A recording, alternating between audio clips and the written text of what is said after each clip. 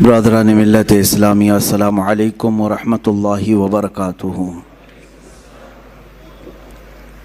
الحمد للہ الحنان المنان الذي خلق الانسان وعلمه البیان، والصلاة والسلام على رسوله سید الانس والجان وعلى آلہ واصحابہ ذوی الخیر والاحسان، اما بعد فأعوذ باللہ من الشیطان الرجیم، بسم اللہ الرحمن الرحیم۔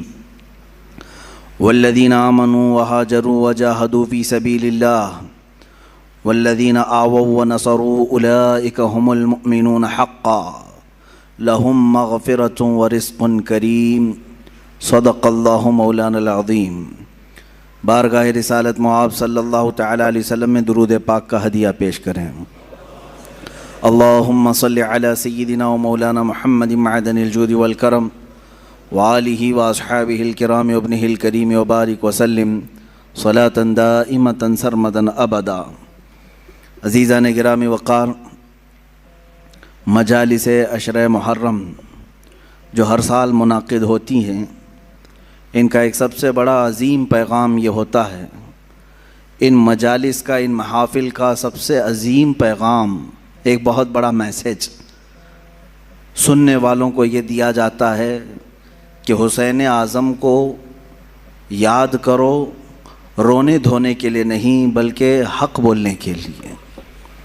اس کا سب سے بڑا میسیج یہی ہے کہ ان کا کردار اس انداز سے قوم مسلم کو بتایا جائے کہ سید الشہداء امام عالی مقام امام حسین رضی اللہ تعالیٰ عنہ شہید ہونے کے باوجود بھی، قرآن کی آیات کے اعتبار سے بھی اور ہمارے آج معاشرے میں دیکھنے کے اعتبار سے بھی، ہمارے درمیان وہ زندہ پائے جاتے ہیں۔ اللہ کی راہ میں جو مارے جائیں انہیں مردہ نہ کہو، یہ تو آپ نے سنا ہے۔ تو اس پیغام کے تحت ہمیں بولنا وہی چاہیے کہ جس سے حوصلے جوان ہوں، مومنین کے حوصلے بڑھیں، کمزوری کی طرف نہ جائیں۔ آج میں گفتگو کرنا چاہوں گا، اور آج کی ہماری تقریر ان تمام مجاہدین اسلام کے نام جنہوں نے اپنے تن من دھن سب کی بازی لگائی صرف رضائے رب ذوالجلال کے لیے، اپنے خالق حقیقی کے قرب پانے کے لیے، جنہوں نے اپنا سب کچھ قربان کیا۔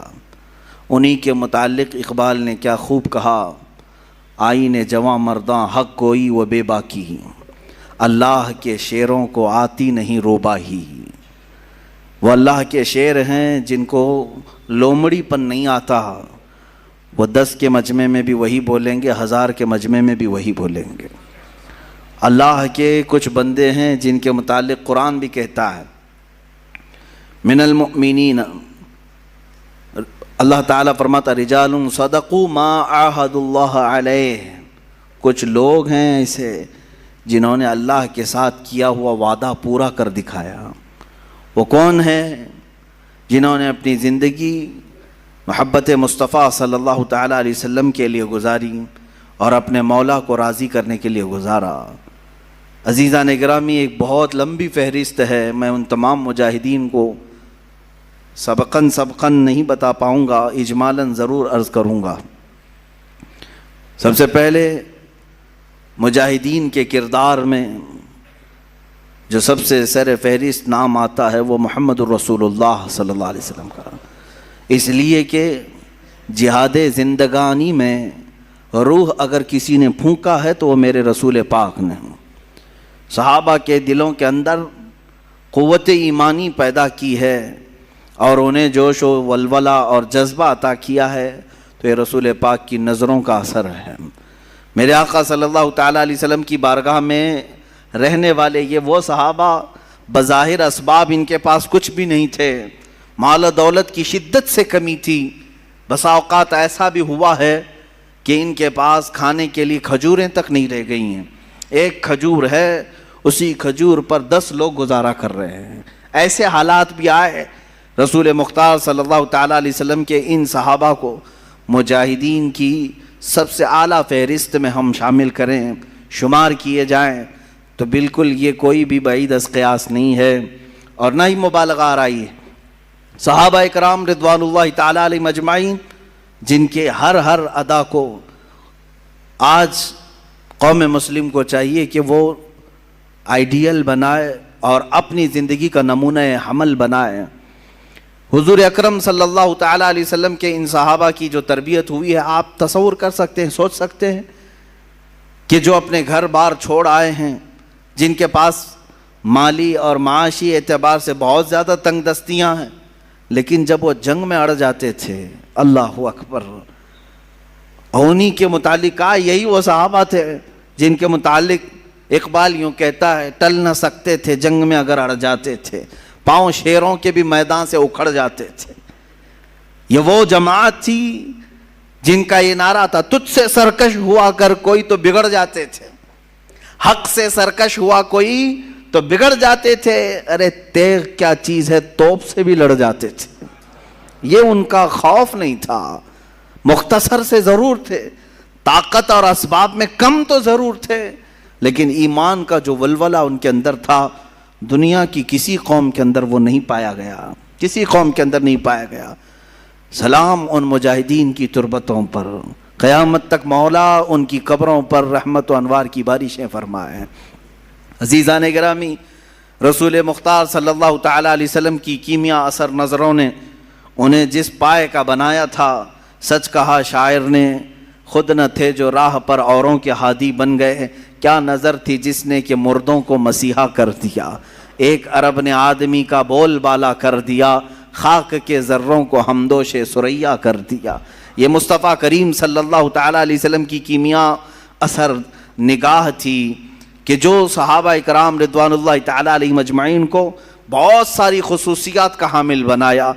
وہ لوگ جو مدینے میں یا مکے میں پہلے چھوٹی چھوٹی باتوں پر لڑ جاتے تھے، 120 سال تک کے ان کی جنگیں ہوتی تھیں، بڑے ان کے اندر برائیاں پائی گئی ہیں، عرب کے معاشرے میں سنتے رہتے ہیں آپ تاریخ، لیکن وہ انقلاب کیسا تھا جس کو میرے آقا صلی اللہ علیہ وسلم نے انہی صحابہ کے درمیان پیش کیا، اور اس جماعت کو ایسا تیار کیا کہ ان کا مثل اور ان کا مثیل آج تک کوئی نظر نہیں آتا۔ صحابہ اکرام رضوان اللہ تعالیٰ علیہ مجمعین، ان میں جو مجاہدین صحابہ ہیں، ان میں سے مختصر چند صحابہ کی سیرت لیتے ہوئے ہم آگے بڑھتے ہیں۔ اسلام کیسے پھیلا ہے، اسلام کیسے پھیلا ہے؟ آج یہاں مسجد میں بیٹھ کر کے کچھ لوگ یہ سمجھتے ہیں پھولوں کی سیج پر سج کر ہمارے گھر میں آ گیا ہے، ہم باپ سے مسلمان ہیں، ماں سے مسلمان ہیں، اور اب تو لوگوں کو، ہمارے بچوں کو ایسا بھی لگتا ہوگا کہ بڑے کا گوشت کھانے والا مسلمان ہوتا ہے۔ آسان کام تو ہے میرے عزیزو، اس اسلام کو ہم تک پہنچانے کے لیے جن مجاہدین نے اپنے مجاہدانہ کارنامے نمایاں انجام دیے، ان کی ایک بڑی لمبی فہرست ہے، طویل فہرست ہے۔ آج جو تم سکون کے ساتھ مسجدوں میں نمازیں ادا کر پاتے ہو، یا پھر تمہارے گھروں میں آج دین اسلام کی جو بہاریں ہیں، ان کے پیچھے قربانیوں کی ایک لمبی قطار ہے، قربانیوں کی ایک بہت لمبی فہرست ہے۔ رسول مختار صلی اللہ تعالیٰ علیہ وسلم کے وہ صحابہ جن کی زندگیوں کو دیکھے مشقتوں کا سامنا، مصیبتوں کا سامنا جو کرنا پڑا، یہ کربلا کے بیانات میں ہونا ضرور چاہیے، جہاں ہم حسین اعظم کے مجاہدانہ کردار کو بیان کرتے ہیں، ساتھ ہی رسول پاک کے دیگر جانثار صحابہ کی جہاد کو بھی ہم بیان کرتے ہیں، ان کے مجاہدانہ کردار کو بھی ہم بیان کرتے ہیں۔ اس کی وجہ یہ ہے کہ میرے عزیزو، صحابہ اکرام اور اہل بیت ہمارے لیے دونوں ہی عظمت کے حامل ہیں، اور ان دونوں کے ساتھ ہی ہم جنت کے طلبگار ہیں۔ میرے آقا صلی اللہ تعالیٰ علیہ وسلم کے یہ چند صحابہ جن کے کردار کے متعلق میں عرض کر رہا ہوں، اے نوجوانوں، وہ معاشرہ کیسا تھا جس میں باپ اور بیٹا اس بات پر لڑ رہے ہیں کہ کل بدر میں مجھے جانا ہے کہ تم کو جانا ہے۔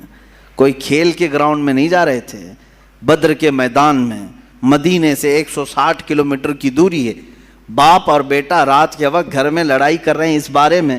بیٹا کہتا ہے نہیں میں رسول پاک کے ساتھ جاؤں گا، باپ کہتا ہے نہیں میری عمر زیادہ ہے، میں رسول پاک کے ساتھ جاؤں گا۔ بیٹا کہتا ہے آپ بوڑھے ہو چکے ہیں، جوانوں کی وہاں ضرورت ہے۔ ان دونوں کی تکرار ہوتی رہی، یہاں تک کہ دونوں نے قرآن اندازی کی، चिट्ठी डाली जाए, जिसका नाम निकले वो जाए हुजूर के साथ। अजीज़ान गिरामी, कुरान अंदाजी की गई।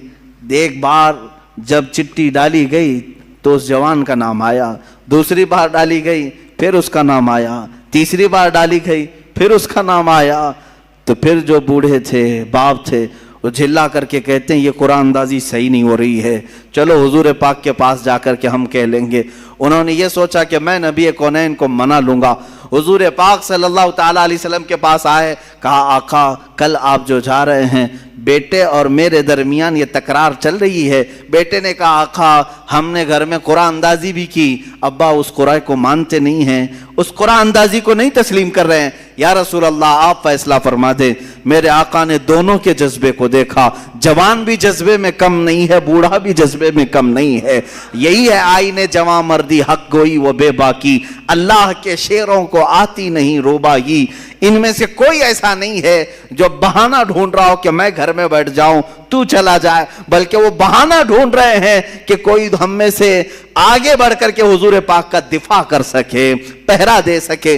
रसूल पाक सल्लल्लाहु ताला अलैहि वसल्लम ने उन दोनों में देख करके फिर जो बुजुर्ग थे, सहाबी थे, उनसे कहा आप घर पर रहें, घर पर रहने की अगर ज़रूरत है तो आप अपने जवान बेटे को हमारे साथ भेज दें।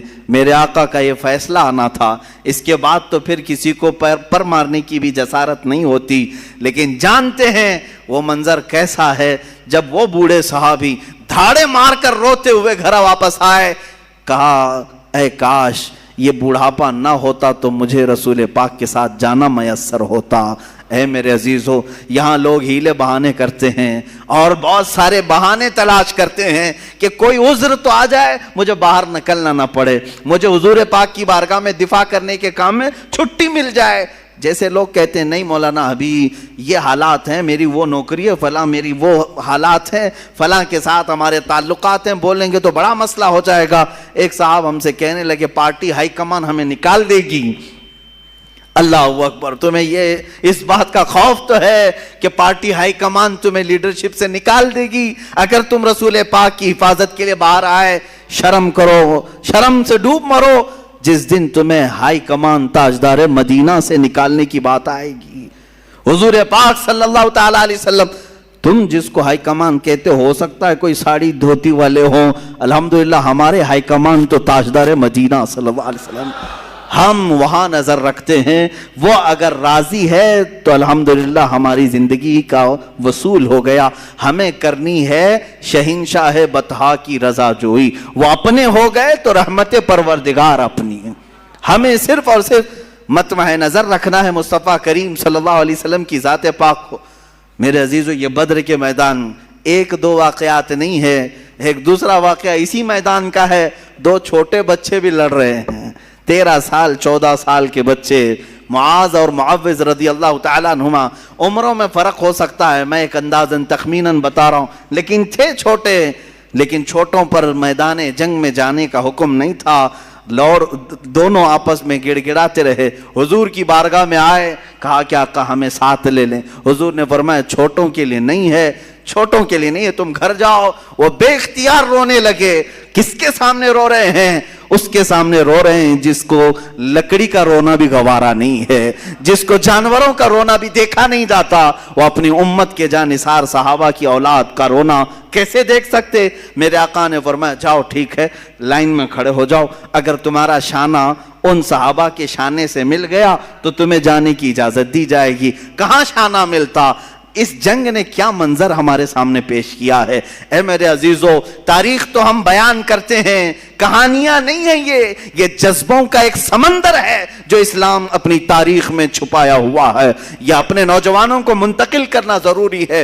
ढूंढ लाओ वो बच्चा जो दौड़ रहा हो मेरे आका की इज्जत की हिफाजत के लिए, और आया कतार में खड़ा हो गया। वो दोनों बच्चों को मालूम था हमारे कंधे उनके कंधे से नहीं मिल पाएंगे, लेकिन फिर भी कतार में खड़े हो गए, पंजों के बल खड़े हो गए, यानी एड़ियों को उठा दिया। शाने से शाना नहीं मिला। एक बच्चे ने पत्थर उठा लाया, پتھر اٹھا کر لا کر پیچھے رکھ دیا، دونوں اس پتھر پر چھپکے سے چڑھ گئے اور پنجوں کو اٹھا دیا۔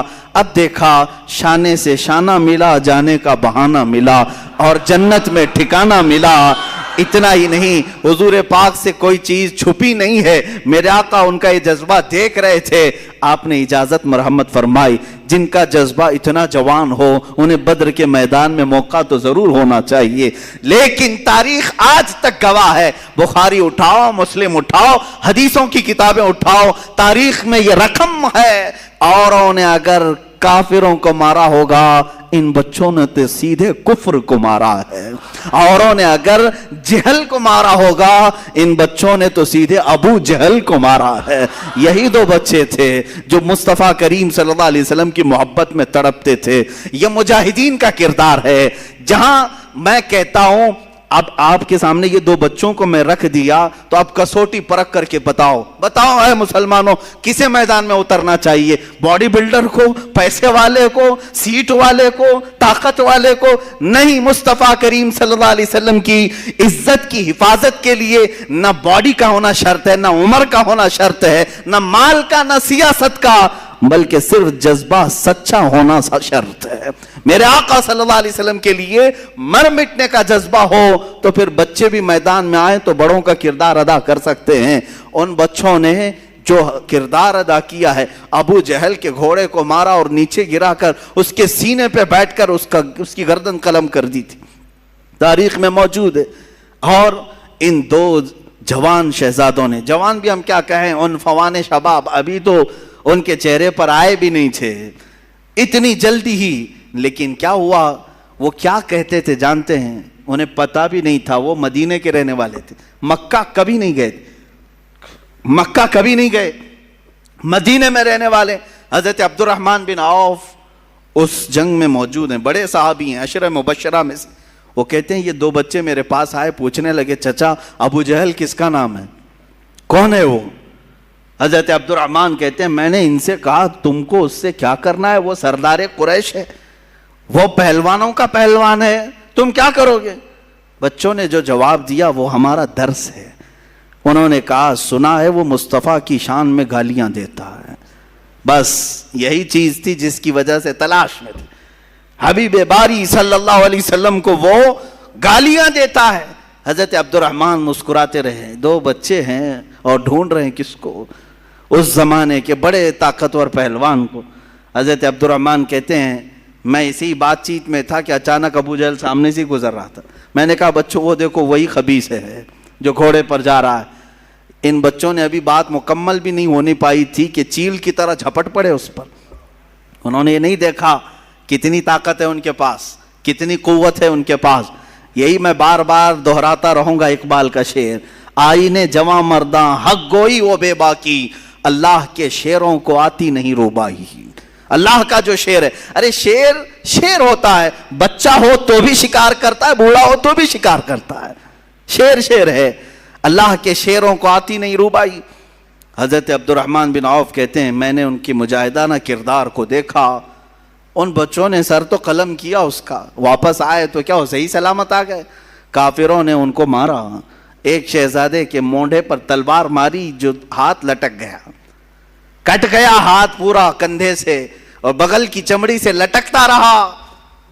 یہ منظر بھی دیکھا ہے، اس نوجوان بچے نے وہاں سے بھاگ کر کے مرہم پٹی نہیں کی، وہ لٹکتا ہوا ہاتھ ویسے ہی چھوڑا، تلوار دوسرے ہاتھ میں اٹھا لی، دوسرے ہاتھ میں تلوار اٹھائی۔ میاں انگلی کٹ جائے برداشت سے باہر ہوتا ہے، مونڈے سے ہاتھ کٹ گیا ہے۔ اس کے بعد منظر یہ بھی دیکھا گیا، اس بچے نے اپنے ہاتھ کو پیر میں دبا کر کھینچ کے نکال دیا، جو چمڑی سے لگا ہوا تھا بغل کی، نکال کر پھینک دیا۔ کہا مجھے اس ہاتھ کی ضرورت نہیں جو خلل اندازی کر رہا ہے۔ یہ دونوں شہزادے بدر میں شہید ہوئے، معاذ اور معوذ رضی اللہ تعالیٰ عنہما۔ ہزاروں لاکھوں سلام ان شہزادوں پر۔ ہماری زندگیاں تمام ہو گئی مگر ہم ان کے قدموں کے ناخنوں تک بھی نہیں پہنچ سکتے، ان کے قدموں کی دھول تک بھی کوئی نہیں پہنچ سکتا جنہوں نے مصطفیٰ کریم صلی اللہ تعالیٰ علیہ وسلم کی عزت کی حفاظت کے لیے، اسلام کی سربلندی کے لیے، حق کے علل اعلان بیان کے لیے اپنی زندگیاں وار دیں اللہ کی بارگاہ میں۔ عزیزان گرامی اوقار، آؤ اسی طرح زندگی کا وہ لمحہ بھی دیکھیں جو سیدنا حنظلہ رضی اللہ تعالیٰ عنہ کو ملا۔ آج رات شادی ہوئی ہے، دلہن سہاگ رات میں ہے، لیکن باہر اعلان ہوا، اس نوجوان نے شادی کی رات ہی اپنی بیوی سے کہا مجھے جانا ہوگا، اس لیے کہ نبی کونین صلی اللہ علیہ وسلم کی طرف سے بلاوا آیا ہے، حضور کی عزت پر کافروں نے، دشمنوں نے حملہ کیا، مجھے جانا ہوگا۔ بیوی نے رخصت کیا، خوشی خوشی رخصت کیا، ہاتھوں اور پیروں میں بیڑیاں نہیں ڈالی کہ کہاں جا رہے ہیں آج کی دلہنوں میں چھوڑ کر، ولیمہ بھی نہیں ہوا، نہیں، دلہن نے خوشی خوشی رخصت کیا۔ وہ حنظلہ بھی آئے میدان احد میں اور دوسرے دن جام شہادت بھی نوش کیا، واپس نہیں آ سکے، واپس نہیں آ سکے۔ کون ہے ہم میں سے جو یہ قربانیاں پیش کر سکتا ہے؟ اے نوجوانوں، باتیں کرنا بہت آسان ہے، لوگوں کے درمیان جواں مردی کی باتیں پیش کرنا یہ بہت آسان ہے، عملی میدان میں اتر آنا یہ بہت کمال کی بات ہے۔ اللہ تعالیٰ جس سے چاہے کام لے لے۔ وہ صحابہ کے کردار ہم کیوں بیان کرتے ہیں؟ اس لیے بیان کرتے ہیں کہ تمہارے اندر سے بزدلی دور ہو جائے، خوف نکل جائے۔ تم جن چیزوں کو لے کر کے ڈرتے رہتے ہو، میرا کیا ہوگا، میرے بچوں کا کیا ہوگا، میرے گھر کا کیا ہوگا، کون ان کو دیکھے گا، میں اگر کہیں چلا گیا، مجھے اگر بند کر دیا، ظالموں نے مار دیا، یہ سوچ خالی تمہاری ہے۔ ان صحابہ کو کبھی ایسا سوچنے میں نہیں ملا؟ کیا ان کی بیویاں نہیں تھی، ان کے بچے نہیں تھے؟ ان مجاہدین اسلام کا کوئی تھا ہی نہیں، وہ جو اس طرح سے حضور پاک کے لیے نکل پڑتے تھے۔ اے نوجوانوں، ان کی بھی خاندان تھے، ان کی بھی جائیدادیں تھیں، ان کے بھی مال پراپرٹی تھے۔ سیدنا عثمان ابن عفان رضی اللہ تعالیٰ عنہ کے کتنے بڑے کاروبار تھے، کتنے بڑے پراپرٹیاں تھیں، لیکن مجھے یہ بتاؤ ان صحابہ کی پراپرٹیاں، جائیداد، مال، دولت، اولاد، باغیچے کبھی بھی حضور کے اور ان کے درمیان حائل نہیں ہو سکی، کبھی بھی آڑ نہیں بن سکی۔ فرق صرف یہی ہے کہ آج ہر چیز ہمارے سامنے آڑ بن جاتی ہے، آڑ بن گئی، مائیں آڑ بنتی ہیں، باپ آڑ بن جاتا ہے۔ اگر کوئی جوان اٹھتا بھی ہے، حق بولنے کی بات کرتا ہے، تو اس کے گھر والے ہی سب سے پہلے اس کے ہاتھ پیر میں باندھ دیتے ہیں، حالات خراب ہیں، تو کہاں جا رہا ہے، مولانا بولتے رہتے ہیں، ان کا کیا ہوتا ہے، تو مر جائے گا، یہی سب تو باتیں آتی ہیں۔ یہ بزدلی جو آج گھروں میں سکھائی جا رہی ہے، جن ماؤں نے اور جن بہنوں نے اپنے بھائیوں کو اس طرح کی باتیں سکھائی، مت جاؤ ان کی باتوں پر، یہ جوش کی باتیں کرتے ہیں، میدان میں لے جا کر کے مار ڈالیں گے، وہ خود تو زیف رہیں گے، تم اندر چلے جاؤ گے، مارے جاؤ گے۔ ٹھیک ہے تم اس طرح تربیت کر لینا، لیکن ایک وقت آئے گا جب تمہاری عزت پر حملہ ہوگا، تب بھی یہ جوان باہر نہیں آ سکے گا، نہیں کھڑا ہوگا۔ چیلنج کرتا ہوں، لکھ کر کے رکھ لینا، تم نے اس کو روکا ہے اللہ اس کے رسول کی رضا کے لیے، اللہ اس کے رسول کی رضا حاصل کرنے جانے سے تم نے روکا، تو پھر تمہاری حفاظت بھی یہ کبھی نہیں کر سکے گا۔ یاد رکھنا، جو اللہ اس کے رسول کی رضا کے لیے نکلنے والا جوان ہے، وہ سب سے زیادہ اپنے گھر کی حفاظت کرنے کا اہل بھی ہوتا ہے، وہ اپنے بھائیوں، بہنوں، ماں، بچیوں سب کی حفاظت کا اہل بھی ہوتا ہے۔ خیر، سیدنا حنظلہ رضی اللہ تعالیٰ عنہ مجاہدین میں ایک اعلیٰ کردار کا نام ہے۔ عمار بن یاسر، حضرت یاسر رضی اللہ تعالیٰ عنہ مجاہدین میں ایک اعلیٰ کردار کا نام ہے، اور سیدنا خالد بن ولید سیف اللہ المسلول مجاہدین کے ایک اعلیٰ شخصیت کا نام ہے، جنہوں نے حضور پاک صلی اللہ تعالیٰ علیہ وسلم کے ساتھ جنگیں لڑی، حضور کے زمانے میں بھی، حضور کے بعد بھی۔ یہ ایک ایسے مجاہد کا نام ہے جس سے آج بھی دنیا کانپتی ہے، آج بھی دنیا کانپتی ہے۔ لوگ چاہتے ہیں کہ خالد بن ولید کے اوراق کو بند کر کے رکھیں، کبھی نہ اٹھائیں، ان کا مطالعہ نہ کیا جائے، ان کی سیرت نہ پڑھی جائے، اس لیے کہ معلوم ہے اچھوں کی سیرت پڑھنے کے بعد اثر ضرور آتا ہے، اثر ضرور آتا ہے۔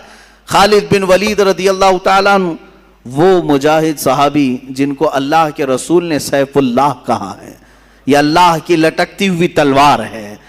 انہوں نے اپنی زندگی میں 125 جنگوں میں شرکت کی، 125 جنگوں میں شرکت کی، اور آپ کو ایک بات بتاؤں، 125 میں سے ایک میں بھی شکست نہیں کھائی، ایک میں بھی شکست نہیں کھائی۔ یہ آپ کو خاصہ تھا، آپ کی اسپیشلٹی آج۔ اور ایک میں بتا دوں آپ کو، اللہ تعالیٰ نے جو آپ کو خصوصی انعام دیا سارے صحابہ میں، خالد بن ولید کو 125 جنگوں میں شریک ہوئے اور ساری 125 میں فتح یابی ملی، ایک میں بھی شکست نہیں۔ دوسری خصوصیت آپ کی یہ ہے، دوسری خصوصیت خالد بن ولید رضی اللہ تعالیٰ عنہ جن علاقوں کو فتح کیے 125 جنگوں میں، جن علاقوں کو فتح کیے، آج تک وہ علاقے کبھی کافروں کے ہاتھ میں نہیں گئے،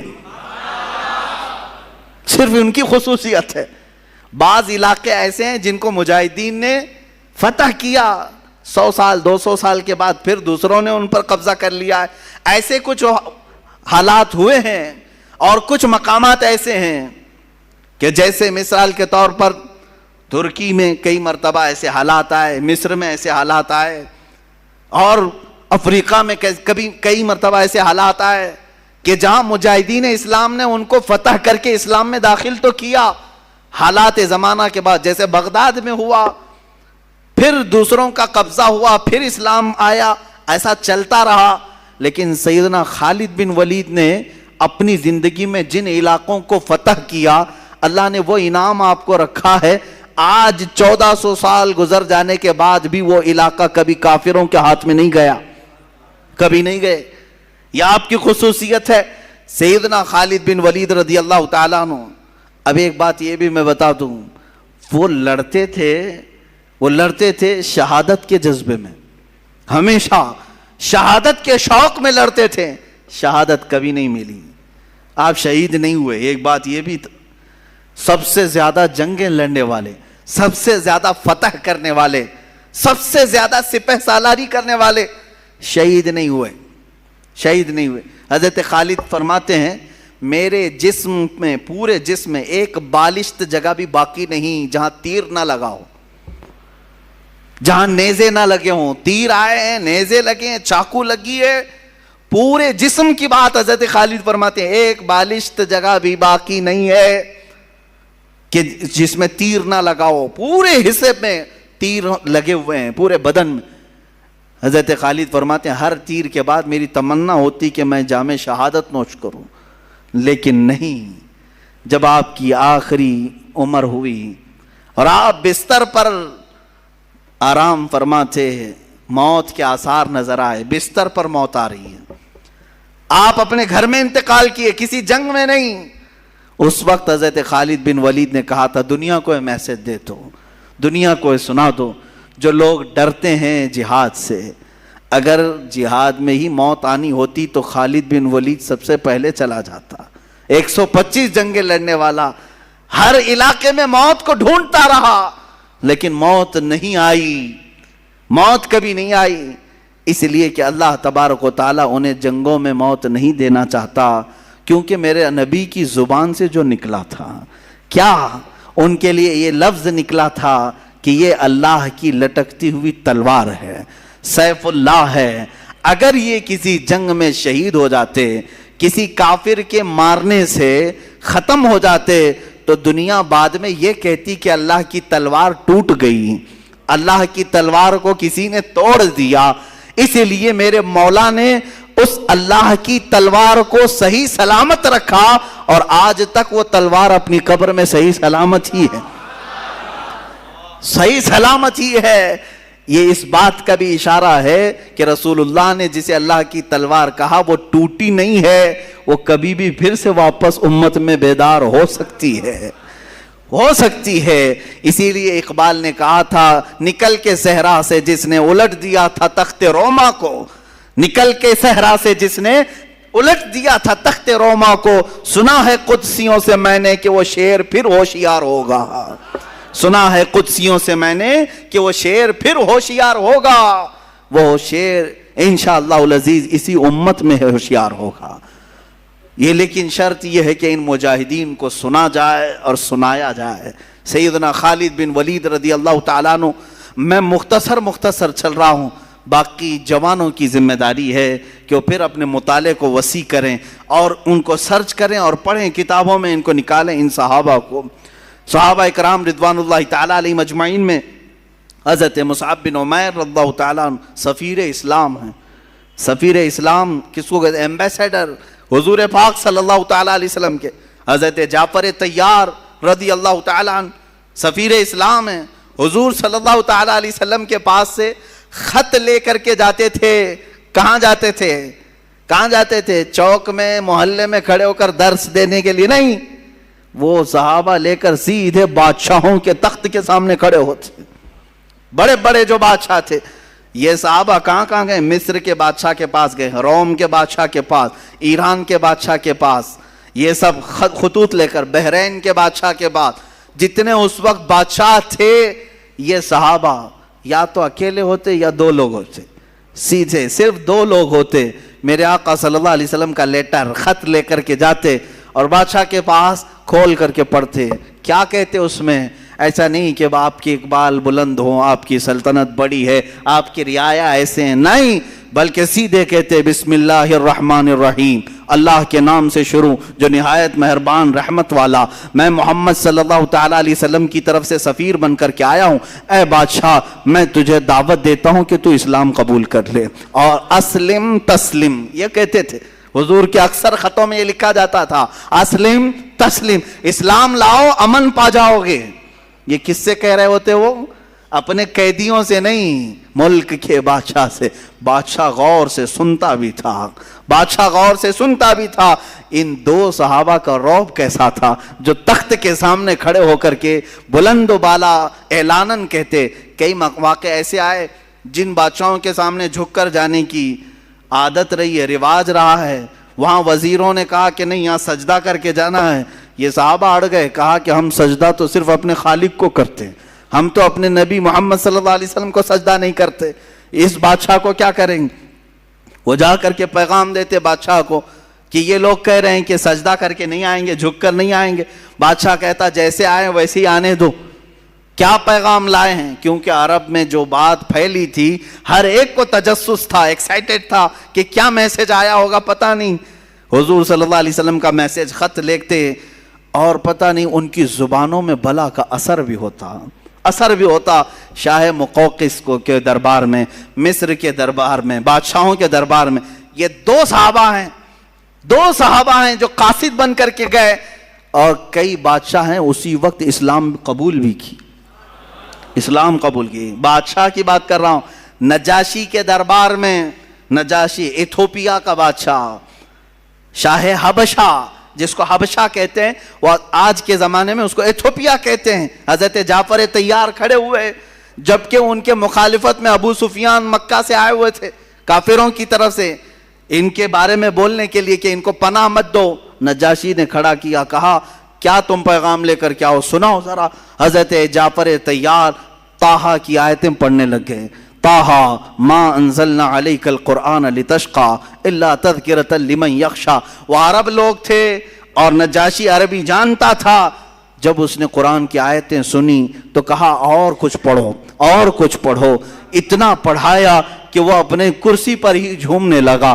اس کے بعد وہ عیسائی بادشاہ تھا, سارے لوگوں کے درمیان کھڑا ہو کر اپنی کرسی سے نیچے اتر آیا اور کہا, اس کے تاریخی الفاظ ہیں کہ جس کا پیغام لے کر کے تم یہاں آئے ہو, سچ بتاؤں میں گواہی دیتا ہوں وہ اللہ کے رسول ہیں. ان کا ہی یہ کلام ہو سکتا ہے, کسی رسول کا ہی یہ کلام ہوگا, وہ اللہ کے رسول ہیں. اور نجاشی نے جو تاریخی جملہ کہا تھا, کہا اللہ کی قسم اگر وہ یہاں ہوتے میں ان کے قدموں کو دھو کر پانی خود پی لیا کرتا. لیکن میرے عزیزوں یہ کردار کس کا تھا؟ ان بادشاہوں کے تخت تک جا کر کے بھی اسلام کی دعوت دینا. یہ وہ صحابہ تھے جن کا مجاہدانہ کردار تو دیکھیں. یہاں لوگ ابھی ڈر کے مارے چھپاتے ہیں, کہتے ہیں نہیں حالات اچھے نہیں, نہ بولیں, ان تمام لوگوں کو برا لگتا ہے. کس کو برا لگتا ہے؟ سارے لوگ اپنے اپنے دین کی بات کر سکتے ہیں اس دنیا میں, تو ہم کیوں اپنے دین کی بات نہیں کر سکتے؟ جو دین اللہ کو پسند ہے, جو دین اللہ کا مختار ہے, اس دین کے بارے میں ہم کیوں نہیں بات کر سکتے؟ ہر ایک کو آج اختیار ہے. آپ نہیں دیکھ رہے آج جو پروپیگنڈا پھیلایا گیا ہے، کوئی ایک مسلمان تبلیغ کرے اور دوسروں کو اسلام کی اچھائیاں بتائے اور وہ اسلام میں آئیں تو یہ آتنکوادی ہے، باہر سے اس کو فنڈنگ آتی تھی اور یہ دھرم پریورتن کرواتا تھا، اور یہ خود پنڈت آگ کی ہون کروا کر کے کچھ غریب مسلمانوں کو آدھار کارڈ اور الیکشن کارڈ کے نام پر دھرم پریورتن کریں تو کوئی مسئلہ نہیں۔ یہ دگلی باتیں آج ہمیں یہاں دیکھنے کو جو مل رہی ہیں، اس کی وجہ یہی ہے جس کو میں بار بار کہتا ہوں، تم اپنی اگر ذمہ داری چھوڑو گے تو یہ دوسرے کتے اس ذمہ داری کی طرف آنے لگ جائیں گے۔ تم اپنی ذمہ داری کیا چھوڑے ہو؟ جس کو میں کہتا ہوں دیوار کیا گری میرے خستہ مکان کی، لوگوں نے آنے جانے کا راستہ بنا لیا ہے۔ آج جو تبلیغ ایمان والوں کا حصہ تھی، جو ہم بڑھ چڑھ کر کے لوگوں کے درمیان میرے آقا کے اخلاق کریمہ نہ بتاتے تھے، وہ آج تقریباً لوگوں نے بیان کرنا اور بتانا چھوڑ دیا۔ بیان کرنے کا مطلب صرف ممبر سے نہیں ہے، تمہارے اعمال تمہارے اخلاق سے بھی ہے۔ ہر آدمی حضور پاک کی سنتوں کو اپنے اعمال سے بھی بیان کر سکتا، صرف تمہارے کردار ایسے ہوں جسے دیکھ کر کے لوگ سمجھ لیں کہ یہ جھوٹوں کی جماعت نہیں ہو سکتی، یہ اللہ کے رسول کے سچے غلاموں کی جماعت ہے۔ عزیزان گرامی وقار، یہ صحابہ کرام رضوان اللہ تعالی علیہ مجمعین جنہوں نے بادشاہوں تک بھی پہنچایا اسلام کے اس عظیم میسج کو، اور جنگلوں میں گئے ہیں۔ بربر ایک قوم کا نام ہے، جانتے ہوں گے۔ جب کسی کے اوپر بہت زیادہ سختی کی جاتی ہے نا تو کہتے ہیں کہ ظلم و بربریت کا ننگا ناچ ناچ رہا۔ بربریت کیا ہے؟ بربریت دوسری زبانوں میں بھی بربرتا بھی کہتے ہیں، یعنی بہت زیادہ کسی کے اوپر تشدد کیا جائے تو بربر کہا جاتا ہے۔ بربر ایک قوم کا نام ہے، جنگلوں میں رہنے والی بہت سخت قسم کی قوم تھی، تشدد کرنے والی قوم تھی۔ وہ اکثر باہر سے آنے والے انسانوں کو مار ڈالتے تھے۔ جنگلوں میں، افریقہ کے جنگلوں میں رہنے والی ایک قوم، بربر قوم، جس کا سامنا کوئی نہیں کرنا چاہتا، نہ ان کو انسانوں کی طرح جینے میں کوئی لطف تھا، نہ مال کماتے تھے، نہ مطلب گھر بناتے ہیں جنگلوں میں اسی طرح پتوں کی زندگی گزارتے ہیں، شکار کرتے کھاتے ہیں۔ کسی کا قتل کرنا، کسی کو پھاڑ دینا، پیٹ نکال چیر دینا کوئی بڑی بات نہیں تھی، معمولی بات تھی ان کے۔ اس بربر قوم کے پاس رسول اللہ کے یہ دیوانے صحابہ اسلام لے کر کے گئے، اسلام لے کر کے گئے۔ اس بربر قوم کے پاس جن کی زبان تک نہیں آتی تھی، صحابہ گئے۔ کیا ان کو ڈر نہیں تھا کہ ہمارے جاتے ہی ہماری شکل و شباہت کو دیکھ کر کے یہ لوگ ہم پر حملہ کریں گے، مار ڈالیں گے؟ نہیں، اللہ کے شیروں کو آتی نہیں روبائی، وہ کسی میدان میں بھی چل پڑتے تھے۔ وہ صحابہ گئے ان جنگلوں میں، ان کی زبان تک نہیں آتی تھی، اشاروں سے انہیں سمجھایا، اشاروں سے انہیں بتلایا بہت ساری چیزیں۔ جب دھیرے دھیرے زبان کھول کر کے انہیں بتایا، ایک بات میں آپ کو بتا دوں، صرف آپ کو کہا گیا ہے کہ تم پیغام پہنچاؤ، دلوں میں اتارنا یہ اللہ کا کام ہے، اللہ کا کام ہے۔ وہ صحابہ اسی یقین کے ساتھ جاتے اور جنگل میں رہنے والی بربر قوم کے سامنے جب میسج پیش کیا، کبھی کوئی چیزیں بجا کر کے، کبھی اشاروں سے، لیکن چند دنوں کے بعد دیکھا اس بربر قوم نے انہی صحابہ کو امام بنا کر ان کے پیچھے نمازیں بھی ادا کرنا شروع کیا۔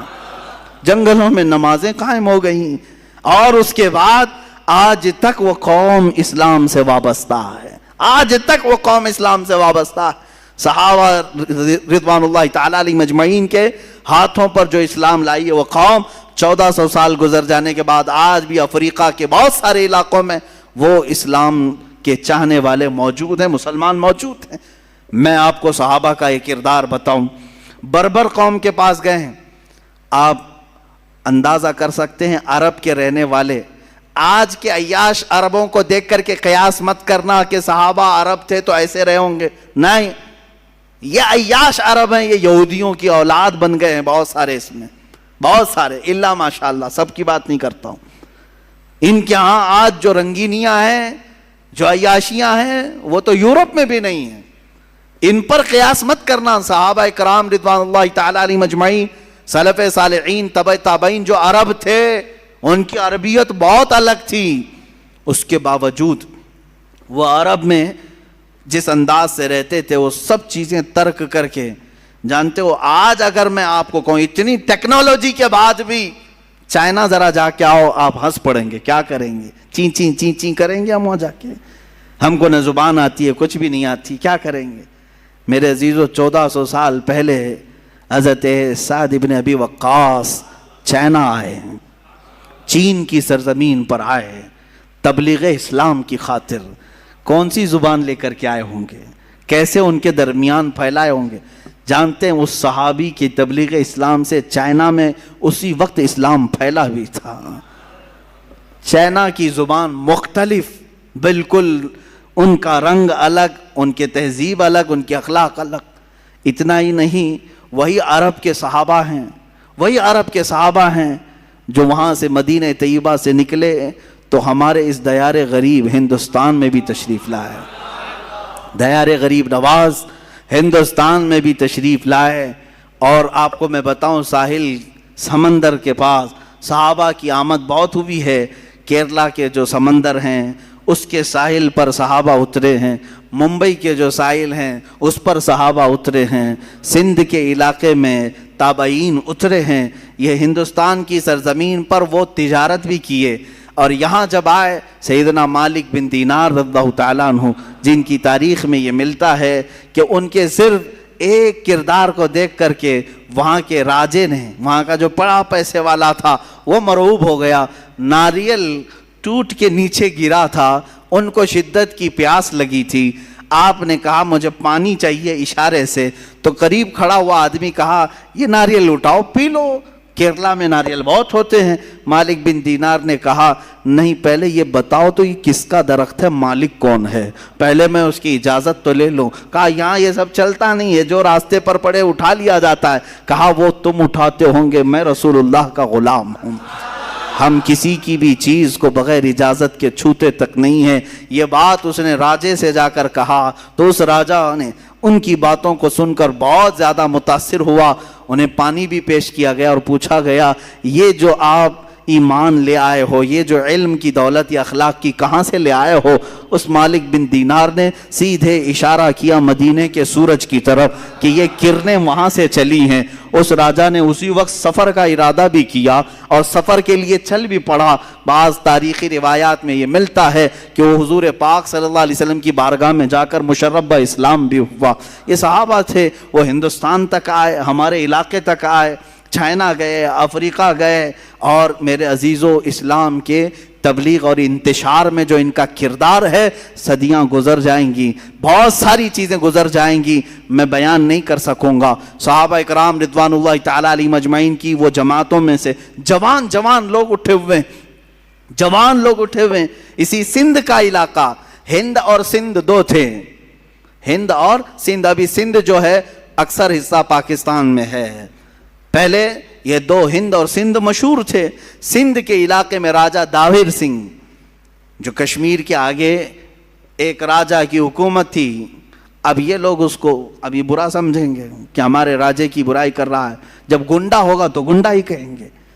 ہاں, کچھ عورتوں کو اس نے گرفتار کیا تھا, اس کے گنڈوں نے کچھ عورتوں کو گرفتار کیا جو مسلمان تھیں, وہ حج کے سفر پر جا رہی تھیں.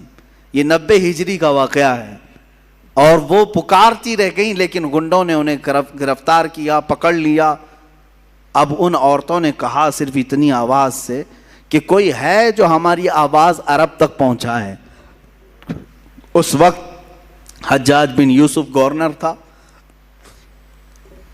کچھ تجارت کرنے والے جو عرب سے آئے ہوئے تھے, انہوں نے آواز سنی, واپس جا کر کے گورنر کے پاس یہ بات بتا رہے تھے کہ ہم سندھ کے علاقے سے آئے. وہاں کے ایک راجہ نے چند عورتوں کو, اس کے گنڈوں نے چند عورتوں کو گرفتار کیا, وہ پکار رہی تھی کوئی ہے. گورنر کے سامنے یہ تاجر اپنا واقعہ بیان کر رہے تھے, وہیں سامنے سے ایک جوان شہزادہ گزر رہا تھا, صرف 18 سال کی عمر تھی, محمد بن قاسم. کھڑا ہو گیا, واقعہ سنا, عرب میں رہنے والا شہزادہ محمد بن قاسم, صرف 18 سال کی عمر ہے. وہیں رک گیا, اور گورنر چونکہ اس کا چچا لگتا تھا, اس نے کہا چچا میں جانے کے لیے تیار ہوں. اور وہیں سے پکارا زور سے, لبیک یا اختی, اے میری بہن تیرا بھائی حاضر ہوگا. جو سندھ سے تو نے آواز اٹھائی میں حاضر ہوتا ہوں.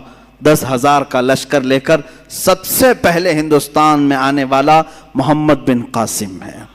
سندھ کے علاقے میں آئے میرے عزیزوں، لوٹ مار کرنے نہیں آئے تھے، مال لوٹ کر لے جانے نہیں آئے۔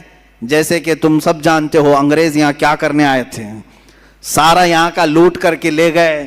کبھی یہ لوگ بیان نہیں کرتے ہیں، انگریزوں کے غلام یہ تاریخ نہیں جانتے۔ 200 سال انگریز لوٹتے رہے، کھاتے رہے، سب انگلینڈ پہنچاتے رہے، اس کے باوجود ان کو صرف خلجی نظر آتا ہے، ان کو اورنگزیب نظر آتا ہے۔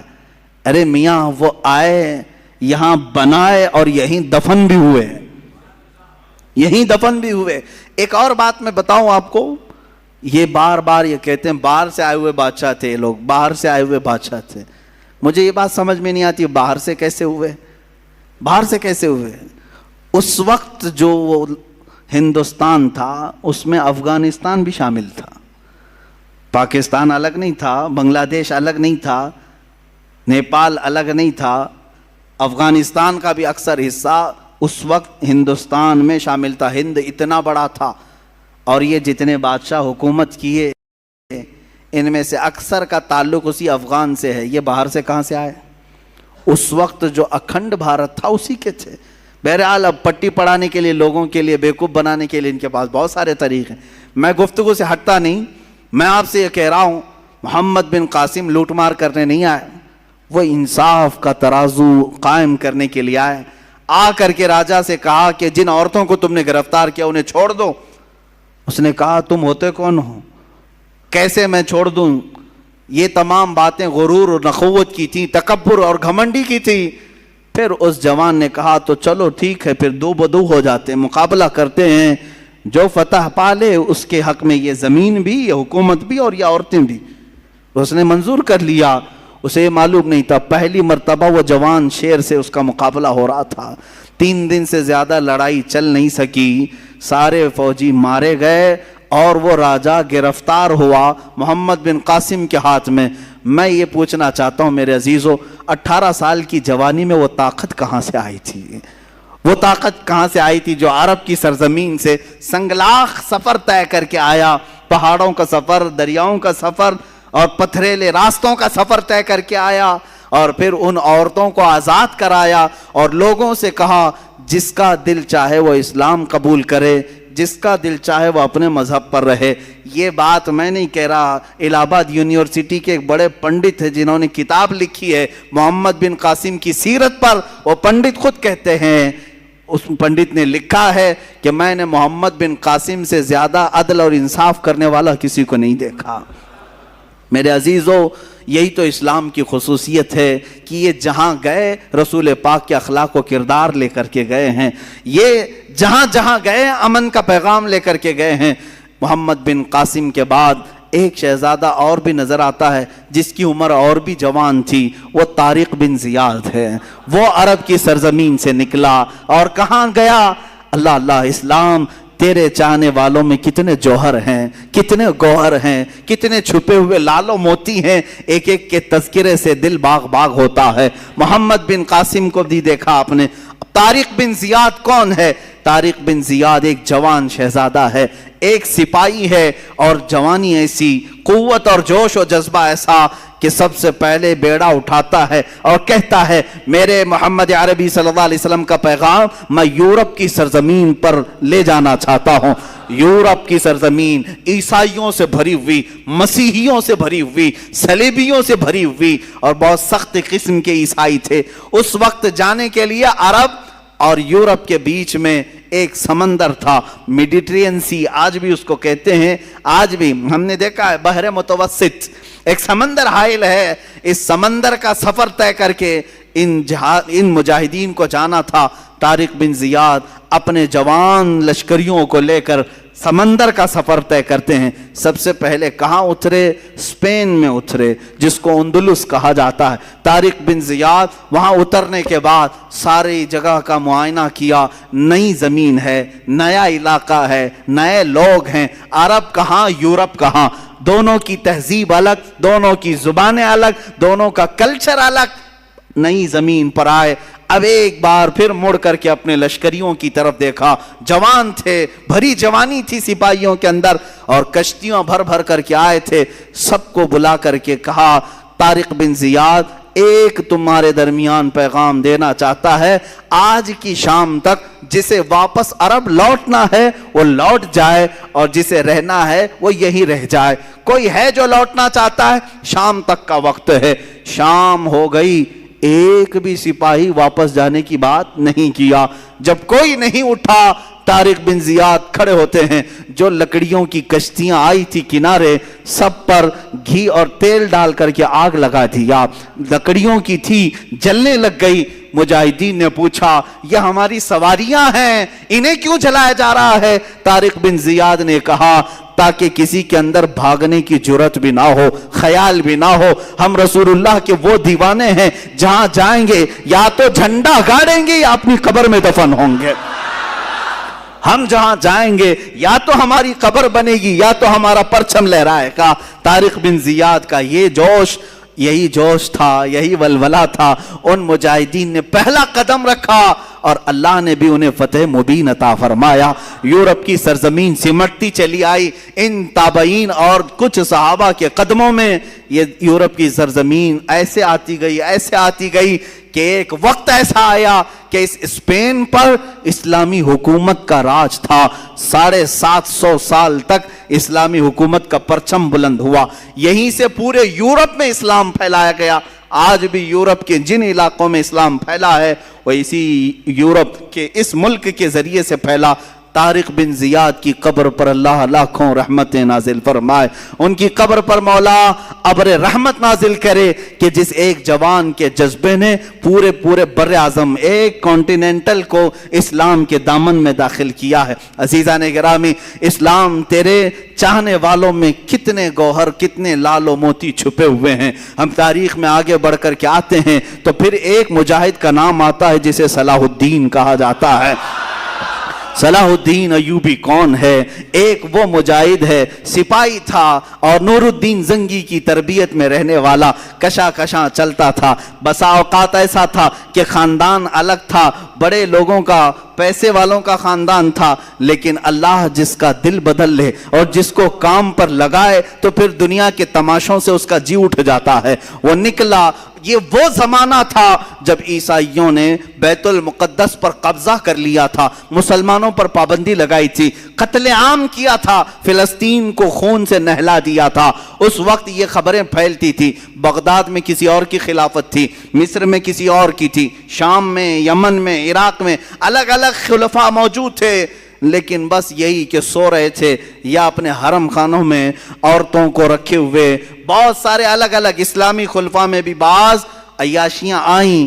اس زمانے میں یہ اٹھتا ہے ایک سپاہی جس کی راتوں کی نیند بے قرار ہے اور اس کا چین و سکون ختم ہو چکا ہے، صرف ایک ہی سوچ کہ قبلہ اول اگر آج ان لوگوں کے ہاتھ میں ہے جہاں سے میرے آقا کی معراج ہوئی، جہاں میرے آقا نے ہزاروں انبیاء کی امامت کی، وہ اگر آج ہمارے درمیان نہیں ہے تو پھر ہماری کوئی عزت باقی نہیں ہے۔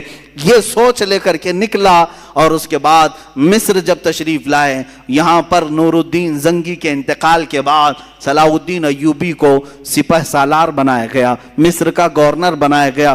مصر کی گورنری آنے کے بعد سب سے پہلے قسم اٹھاتا ہے یہی صلاح الدین، کہتا ہے کہ اللہ کو گواہ بنا کر کہتا ہوں اس وقت تک چین سے اپنے گھر میں نہیں آؤں گا جب تک بیت المقدس میں اپنا مصلی نہیں بچھاؤں گا۔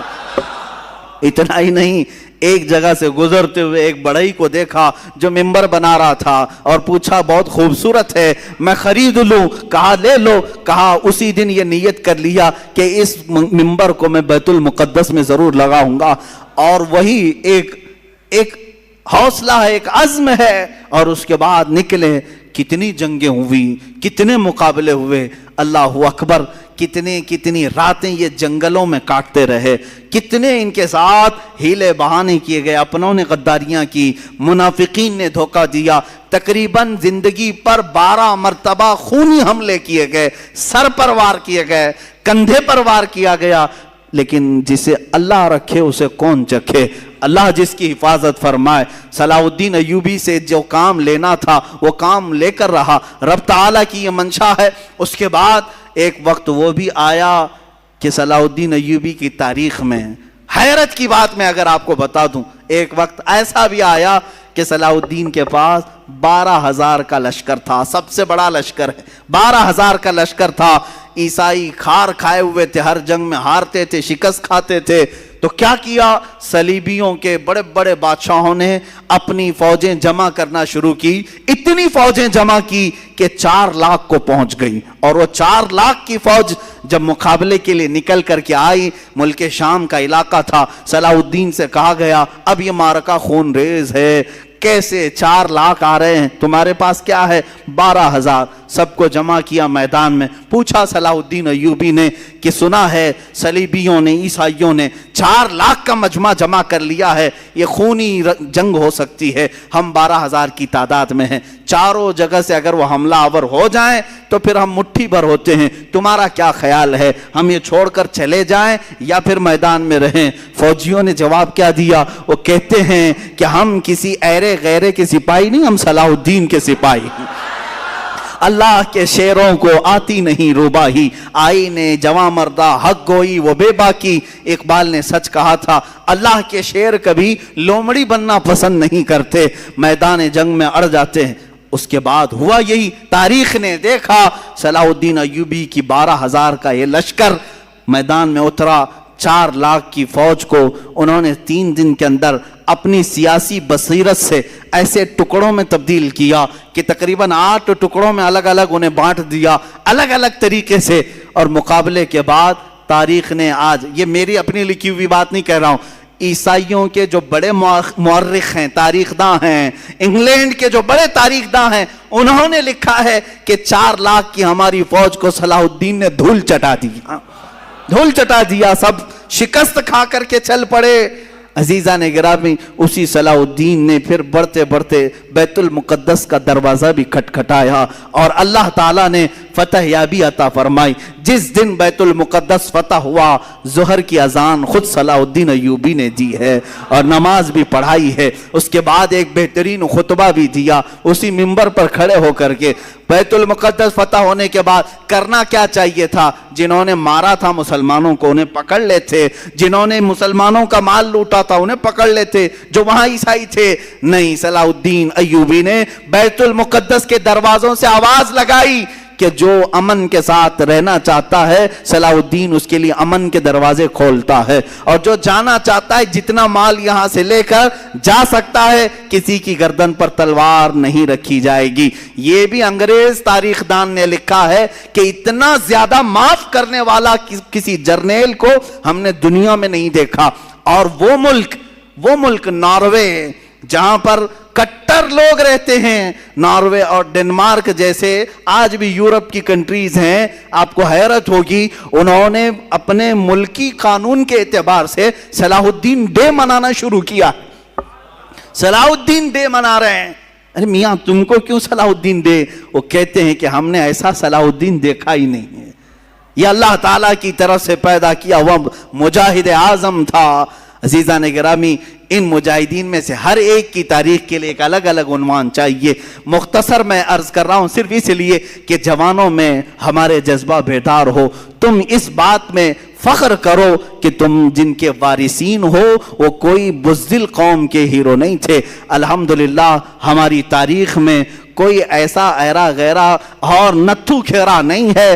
اگر ہم تاریخ اٹھائیں تو آج بھی لوگوں کے سروں پر بجلیاں کون دیں گی، بجلیاں کڑکیں گی، اس لیے کہ صلاح الدین ایوبی کے بعد ہم نے تاریخ میں یہ بھی دیکھا ہے جس نے 3 بر اعظم، تقریباً دنیا میں 7 بر اعظم ہے نا، کانٹیننٹل، افریقہ، ایشیا، یورپ، یہ جو 7 بر اعظم ہیں، ان میں 3 بر اعظم کو اپنی طاقت اور اپنے اخلاق، اپنے کردار سے روشن کیا۔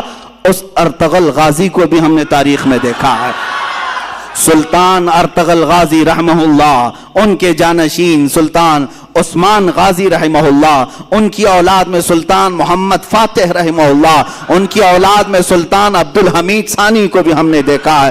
ان کی مثالیں تم نہیں لا سکوگے۔ تین بر اعظموں پر انہوں نے اسلامی عدل و مساوات کا درس قائم کیا ہے، اور ایسے نہیں ہیں کہ وائٹ ہاؤس میں بیٹھ کر کے سازشیں رچ رہے ہوں، بلکہ میرے عزیزو اللہ نے ان کو تین بر اعظموں کی حکومتیں دی تھی، اس کے باوجود بھی رات کے وقت تنہائی میں جبہ پہن کر کے کسی روٹی بیچنے والے کی دکان میں کھڑے ہو جاتے اور 2 روٹیاں خرید کر لا کر اپنے گھر میں کھایا کرتے تھے۔ یہ بادشاہان اسلام بھی تھے، مجاہدین اسلام بھی تھے۔ اس فاتح قسطنطنیہ جس کی بشارت میرے آقا نے حدیث پاک میں دی ہے کہ قسطنطنیہ فتح کرنے والا وہ پہلا لشکر بغیر حساب و کتاب کے جنت میں جائے گا، وہ کون تھا؟ وہ سلطان محمد فاتح ہے جو ارطغرل غازی کی اولاد میں سے تھے۔ انہوں نے قسطنطنیہ کو فتح کیا۔ قسطنطنیہ اسی استنبول کو کہتے ہیں جہاں تاریخی ان کی بہت ساری چیزیں موجود تھی، کئی 100 سالوں سے موجود تھی، وہاں سے انہوں نے فتح کیا۔ ابھی آپ نے سنا ہوگا 1 سال پہلے مسجد آیا صوفیہ کا ایک بڑا مسئلہ چلا تھا، بہت لوگوں کے پیٹ میں درد ہو رہا تھا کہ رجب طیب اردگان نے اس کو مسجد میں تبدیل کر دیا، وہ میوزیم تھی۔ یہ تاریخ چھپا رہے ہیں، کوئی میوزیم نہیں تھی، یہ سلطان محمد فاتح کی فتح کی ہوئی مسجد تھی، انہوں نے خریدا تھا۔ چرچ تھی، سیدھے صاف کیوں نہیں بولتے؟ میوزیم تھی؟ میوزیم نہیں ہے، چرچ تھی۔ اور جب فتح یابی سلطان محمد فاتح کو ہوئی، سارے لوگوں نے دست بستہ کھڑے ہو کر کے وہ سب سپرد کیا تھا، چابیاں دی تھی، اس کی تحریر موجود ہے، دستاویزات موجود ہے۔ یہ تو ظالم خبیث عیاش مصطفیٰ کمال بادشاہ جو یہودیوں کی اولاد میں سے تھا، یہ سلطنت عثمانیہ کے ختم ہونے کے بعد جو یہودیوں کی طرف سے نافذ کیا ہوا کمال بادشاہ تھا، اس نے اس مسجد کو میوزیم میں تبدیل کر دیا تھا سن 1935 سے لے کر اب تک۔ ہاں یہ اور بات ہے کہ چاہے تم اپنے طاقت اور نشے میں کسی مسجد کو بدل بھی دو، انشاءاللہ رب تعالی وقت آئے گا پھر کسی نائب صلاح الدین کو ضرور پیدا کرے گا۔ ہاں اگر آج ترکی میں کوئی جوان شیر پیدا ہے، اس نے اگر مسجد میں تبدیل کیا ہے تو اللہ تعالیٰ کی طرف سے دیا ہوا اس کو یہ انعام ہے، اور ہم بھی انتظار کریں گے انشاءاللہ العزیز۔ جن مسجدوں کو تم نے آج ہڑپ لیا ہے اور یہاں غیر قانونی طریقے سے عمارتیں بنا کر کے اپنے بھگوا جھنڈے لہرانے کی کوششیں کرتے ہو، 100 سال گزر جائیں، 200 سال گزر جائیں، ہم نا امید نہیں ہیں، ایک دن وہ آئے گا جب وہاں کی دیواروں سے بھی صدائے اللہ اکبر گونجے گی، اللہ اکبر کی صدا ضرور گونجے گی۔ اس لیے کہ ہم کسی کی ہڑپی ہوئی چیز کو مسجد نہیں بناتے، کسی کی زور زبردستی لی ہوئی چیز کو مسجد نہیں بناتے، بلکہ خوشی خوشی اگر کوئی لا کر دے رہا ہے تب بھی رسول پاک نے قیمت دے کر کے مسجد نبوی بنائی ہے۔ یہ تاریخ اسلام ہے۔ بہرحال مجاہدین کا کردار تھا، بات ہماری رخ پلٹ نہ جائے، مجاہدین ابھی ہماری فہرست میں ختم ہی نہیں ہوئے۔ ہم نے صلاح الدین کو یاد کیا ہے، ہم نے سلطان ارطغرل غازی کو، عثمان غازی کو، عبد الحمید ثانی کو یاد کیا، لیکن میرے عزیزو یہ ناانصافی ہوگی اگر میں ہندوستان کے ان مجاہدین کو یاد نہ کروں جنہوں نے پرچم اسلام لہرایا ہے اور عدل و مساوات قائم کیا ہے۔ اس میں سے ایک جوان شیر شہاب الدین غوری بھی ہے، دوسرا جوان شیر محمود غزنوی بھی ہے، تیسرا جوان شیر اورنگزیب عالمگیر بھی ہے۔ یہ تینوں جملے جو میں نے کہا یہ پیٹ میں سیدھے گڑتے ہیں، آنکھوں میں سیدھے چبھتے ہیں، اس لیے کہ یہ نام جلدی کوئی سننا نہیں چاہتا۔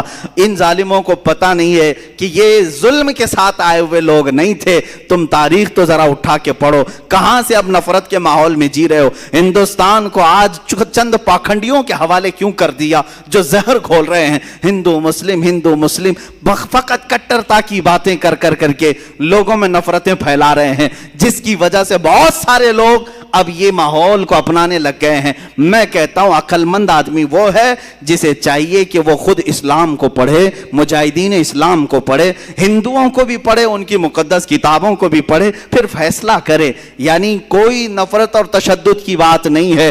یہ آج جس طرح سے بیوقوف بنا رہے ہیں، یہاں ہندو خطرے میں ہے، ہندو خطرے میں، کن لوگوں سے خطرے میں ہے؟ کن لوگوں سے خطرے میں؟ 14% لوگوں سے خطرے میں ہے، 14% 15% لوگوں سے خطرے میں ہے۔ ارے 20 لاکھ 25 لاکھ کی آبادی ہماری بتائی جاتی ہے. 140 کروڑ کی آبادی میں 140 کروڑ کی آبادی میں 20 لاکھ 25 لاکھ لوگ، باقی 100 کروڑ لوگوں کے لیے خطرہ ہے. یہ بنایا ہوا خطرہ ہے اور کچھ بھی نہیں ہے. بنایا ہوا خطرہ ہے کیونکہ تمہیں معلوم نہیں ہے جس کو تم نے اوپر بٹھایا ہے وہ کپڑے کے سانپ بہت دکھاتا ہے. ہاں پلاسٹک کے سانپ دکھاتا ہے جس سے لوگ ڈرتے ہیں. پکڑ لو تم، پتہ نہیں چلے گا، کوئی سانپ کاٹنے والا نہیں. یہ جتنی اپنے منہ سے پھینکتا ہے وہ سب کپڑے کے سانپ ہیں.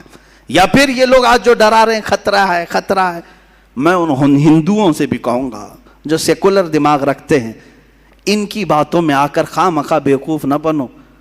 مسلمان یہاں پر کتنے 100 سالوں سے ہے، 700 سال تک جب یہاں اسلامی حکومت رہی تب ہندو خطرے میں نہیں تھے، تب مندریں سلامت رہی.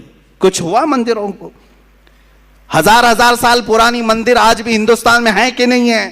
تاریخ جا کر کے پوچھ لو ان سے ہی، سب مندریں موجود ہیں. جب خطرہ نہیں ہوا 700 سال حکومت میں رہنے کے بعد. اب چلو آزادی کے بعد 70 سال اور بھی گزر گئے، اس وقت بھی خطرہ نہیں تھا. یہ 2014 سے خطرہ بہت بڑھ گیا. کیوں؟ بیوقوف بنا رہے ہیں. ان لوگوں سے خطرہ بڑھ گیا. ارے وہ بھی کن لوگوں سے خطرہ بڑھا؟ جن کا تم نے مال بھی ختم کیا، ان کی کوئی معاشی حالت صحیح نہیں ہے، ان کی ایجوکیشن میں کوئی نمائندگی نہیں ہے. یہ ہماری جماعت جس کا رونا ہم خود رو رہے ہیں. یہاں تو ہمارے صحیح سے آدھار کارڈ نہیں بنے ہوئے ہیں، صحیح سے لوگوں کے پاس کھانے پینے کی چیزیں نہیں ہے. اس قوم کو لے کر اتنی بڑی قوم کو ڈرا رہے ہیں لوگ، اور وہ ڈر بھی رہے ہیں، خوف کھا بھی رہے ہیں. میں یہ صاف کہوں گا ان لوگوں کو چاہیے کہ بیوقوف نہ بنے. یہ ڈرا کر کے اپنی سیاست کرنا چاہتے ہیں، روٹی سیکنا چاہتے ہیں. اور اگر تم ڈرتے ہو اور خوف کھاتے ہو تو پھر یہ تمہاری مرضی، کیونکہ ہم مسلمان ہیں. الحمدللہ ہم مسلمان تھے، ہیں اور رہیں گے. اورنگزیب رحمت اللہ تعالی علیہ، شہاب الدین غوری، محمود غزنوی، یہ ان مجاہدین کے نام ہیں جنہوں نے تقوی اور پرہیزگاری کے ساتھ عدل کو قائم کیا، اسلام کے نظام کو بھی قائم کیا. اخیر میں چلتے چلتے ہم اس مجاہد آزادی کو بھی سلام پیش کر لیں جو ہمارے علاقے سے آتا ہے، شہید ٹیپو سلطان رحمت اللہ تعالی علیہ. اس لیے کہ محرم میں ان کی کیوں نہ یاد کریں، کیونکہ یہ محرم شہیدوں کا مہینہ ہے. حسین اعظم کو جس طرح ہم اپنی قبر میں زندہ مانتے ہیں، اسی طرح میسور کے اس شیر کو اپنی قبر میں ہم زندہ مانتے ہیں. اور کیوں نہ زندہ مانے، وہ سب سے پہلا توپ مین ہے، وہ سب سے پہلا میزائل مین ہے، سب سے پہلے ہندوستان کو طاقت دینے والا، انگریزوں کے خلاف لڑنے والا ہے. تمہارے بھونکنے سے کچھ نہیں ہوگا. وہ کل بھی سلطان تھا، آج بھی سلطان ہے، اور اللہ نے اسے سلطان نام سے بنایا تھا. وہ صبح قیامت تک انشاءاللہ سلطان ہی رہے گا. اللہ تعالیٰ ان کے اقبال بلند فرمائے، ان کے جانشین ہماری قوم میں پیدا فرمائے. مولا ہم سب کو مجاہدین کی وراثت عطا فرمائے. ہمارے دلوں کو مولا کردار غازیان اسلام عطا فرمائے. مولا ہم سب کو بزدلی سے بچائے، بزدلوں کی صحبت سے بچائے. صحابہ تابعین اولیاء کاملین کے نقوش پاکی عمل کی اور اقتداء کی ہمیں توفیق عطا فرمائے. وآخر دعوانا الحمدللہ رب العالمین.